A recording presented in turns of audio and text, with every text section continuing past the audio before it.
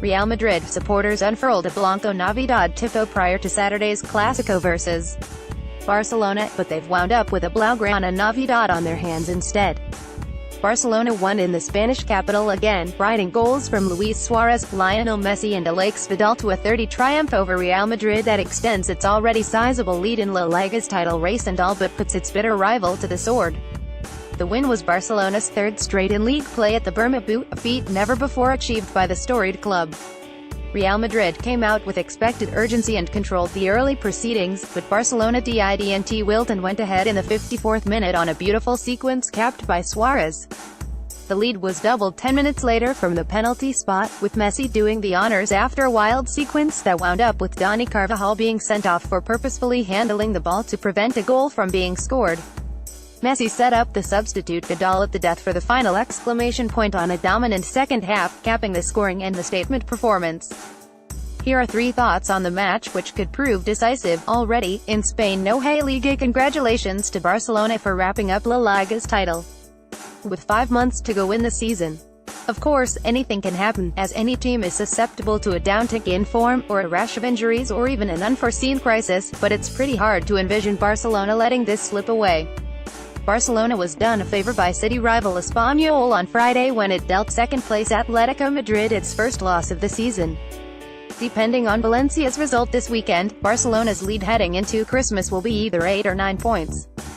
Its lead over Real Madrid, which maintains a game in hand, is at a staggering 14 points.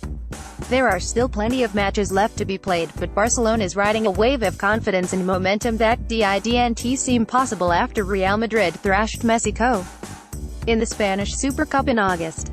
Barcelona had just lost Neymar, was laughed at for purchasing Paulino who's laughing now, and spent a mint on Ousmane Dembele, who has hardly played as he battles injury. Nevertheless, here we are. Barcelona's win at the Bernabeu last April tightened the league race and forced Real Madrid to be perfect down the stretch. Its win there this time around may have effectively zapped the league of any true suspense at the top with ample time to go. Madrid in their history has always proven the doubters that they are capable to pull off the impossible, a classy and sportsmanlike Andres Iniesta said on beIN Sports following the game, through a translator. That's pretty generous, though, and this would perhaps be the most impossible tasks of them all. Introducing Sports Illustrated TV, your new home for classic sports movies, award-winning documentaries and original sports programming such as Planet Football TV, SITV's weekly soccer show. Start your 7-day free trial now on Amazon Channels. Real Madrid rose early missed opportunities. Real Madrid is left licking its wounds, but it didn't have to be this way. The Blancos came out on fire, with Cristiano Ronaldo looking especially dangerous. His second minute header was rightfully disallowed for offside, but it was a warning shot.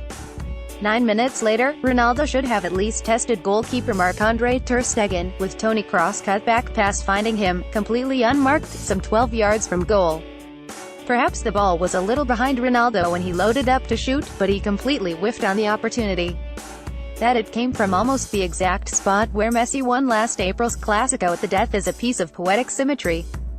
The frustration followed from there, as 10 minutes after, Ronaldo perhaps tried to overcompensate. He had his defender on skates on the left channel, but he still didn't have a clear shooting lane on a Real Madrid 4A forward. Meanwhile, Luka Modric was running unmarked into the box, eagerly calling for a pass. Ronaldo elected to shoot, it was easily blocked and Modric visibly showed his frustration. Good chances can't be missed in a game featuring two sides like this, and Real Madrid didn't convert on any of its opportunities when the game seemed firmly in its grasp. The Kovacic experiment ultimately failed. Real Madrid manager Zinedine Zidane offered the first talking point of the day by starting Mateo Kovacic over Isco in the midfield with the sole purpose of shadowing Messi. It largely worked, as Messi was mostly held in check in the first half. He did set up Paulino for 2 great scoring chances, both saved wonderfully by Keylor Navas, but it was debilitating on the goal-scoring sequence that delivered the breakthrough. Kovacic refused to leave Messi aside as Sergio Busquets found Ivan Rakitic in the center of the park.